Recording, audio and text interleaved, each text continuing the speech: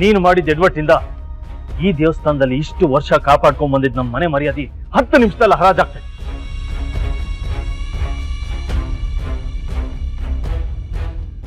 ಆದ್ರೆ ಅದೇ 10 ನಿಮಿಷದಲ್ಲಿ ದುರ್ಗಾ ಅದನ್ನು ತಪ್ಪಿಸುತ್ತೆ.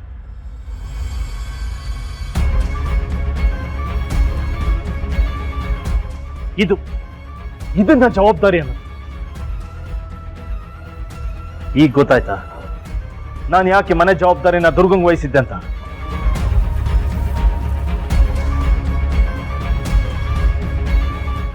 ಇಷ್ಟು ವರ್ಷದಿಂದ ದುರ್ಗಾ ಈ ಮನೆ ಜವಾಬ್ದಾರಿಯನ್ನು ನಿಭಾಯಿಸ್ಕೊಂಡ್ ಬಂದಿದ್ದಾಳೆ. ಒಂದು ದಿನನೂ ನಮ್ಮ ಗೌರವಕ್ಕೆ ಧಕ್ಕೆ ಬರೋಂತ ಕೆಲಸ ಮಾಡಿ. ಆದ್ರೆ ನೀನು ಅಧಿಕಾರ ಕೊಟ್ಟಿದ್ದಿಂದ ನನ್ನ ತಪ್ಪು ಮಾಡ್ತಾನೆ ಇದೆಯಾ? ಅನುಭವ ಕಮ್ಮಿ, ಕಲಿತ್ಯ ಅಂತ ಮತ್ತೆ ಅವಕಾಶ ಕೊಟ್ಟಷ್ಟು ಪ್ರತಿ ಅವಕಾಶನ ದುರುಪಯೋಗ ಪಡಿಸ್ಕೊಂಡು ಮಾಡಿದ ತಪ್ಪಿಗಿಂತ ಇನ್ನೂ ದೊಡ್ಡ ತಪ್ಪು ಮಾಡ್ತಾನೆ ಬರ್ತಿದ್ದೆ.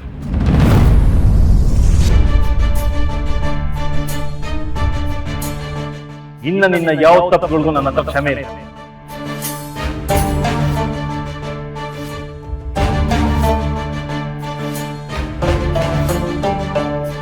ಕೀನ ವಾಪಸ್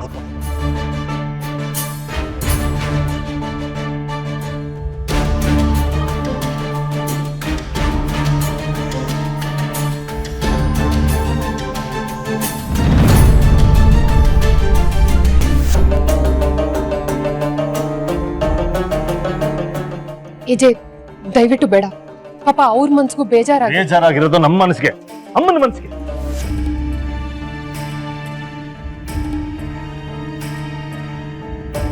ಇದನ್ನ ಹೀಗೆ ಬಿಟ್ರೆ ಹೀಗೆ ಮುಂದುವರಿಯುತ್ತೆ.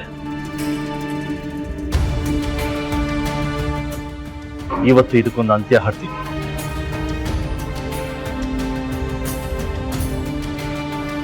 ನೋಡು, ನೀನು ಮಾಡಿರೋ ತಪ್ಪನ್ನ ಸರಿ ಮಾಡಿರೋದು ದುರ್ಗಾ. ಜವಾಬ್ದಾರಿಯ ಇನ್ನೊಂದು ಹೆಸರು ದುರ್ಗಾ.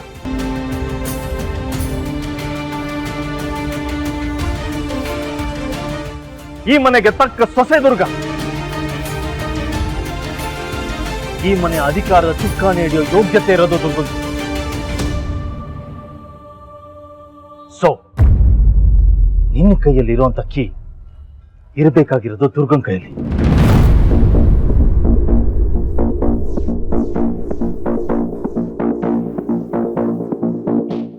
ಕಮಾನ್, ದುರ್ಗನ್ ಕೈ ಕೀ ಕೊಡು.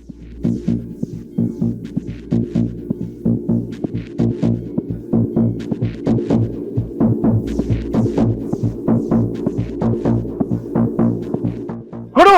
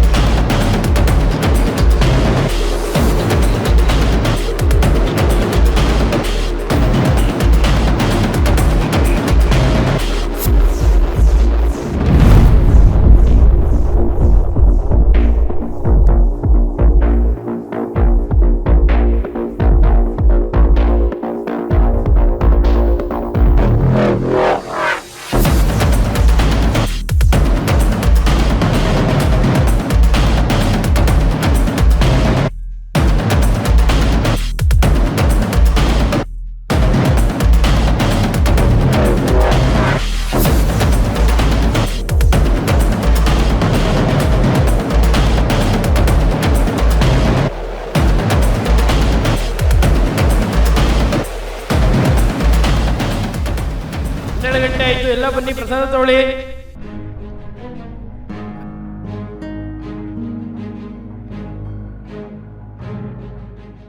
ಕೇವಲ 48 ಗಂಟೆಗಳಲ್ಲಿ ನೀನೇ ಈ ಕೀನ ತಂದು ನನಗೆ ಕೊಡ್ಬೇಕು.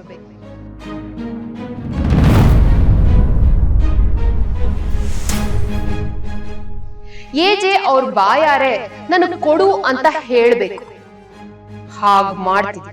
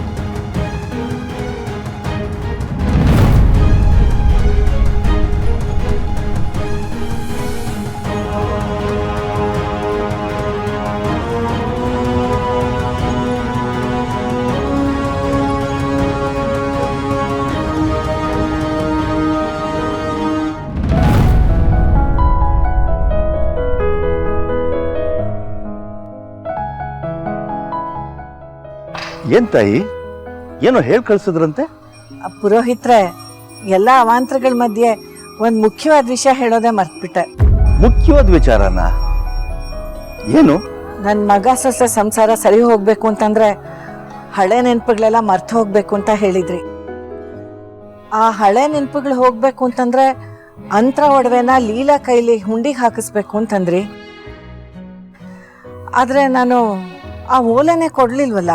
ಅದನ್ನ ಕೊಡೋ ಅವಶ್ಯಕತೆ ಇಲ್ವಲ್ಲಮ್ಮ. ಯಾಕೆ? ಅಂದ್ರೆ ನಿಮ್ ವಿಷಯನೇ ಗೊತ್ತಿಲ್ವಾ? ಇಲ್ಲ, ಗೊತ್ತಿಲ್ಲ. ಗೊತ್ತಿರುತ್ತೆ ಅನ್ಕೊಂಡೆ. ನಿಮ್ ಸೊಸೆ ಲೀಲಾ ನಿಮ್ಗೇನು ಹೇಳಲೇ ಇಲ್ವಾ? ಇಲ್ಲ, ಹೇಳಿಲ್ವಲ್ಲ.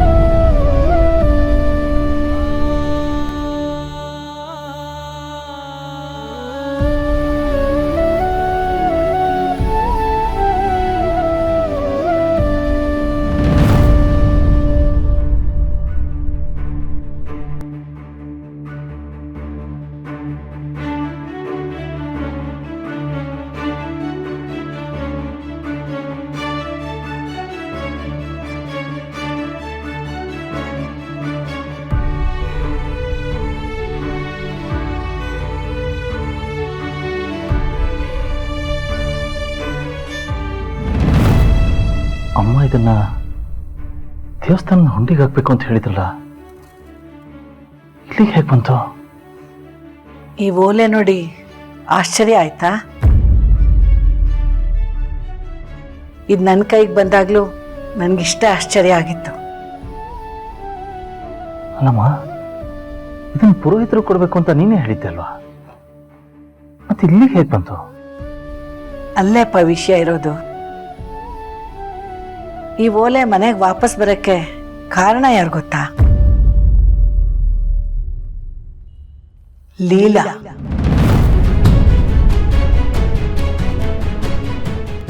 ಏನು ಗ್ಯಾರಂಟಿ ಹಿಟ್ಲರ್ ಕಲ್ಯಾಣ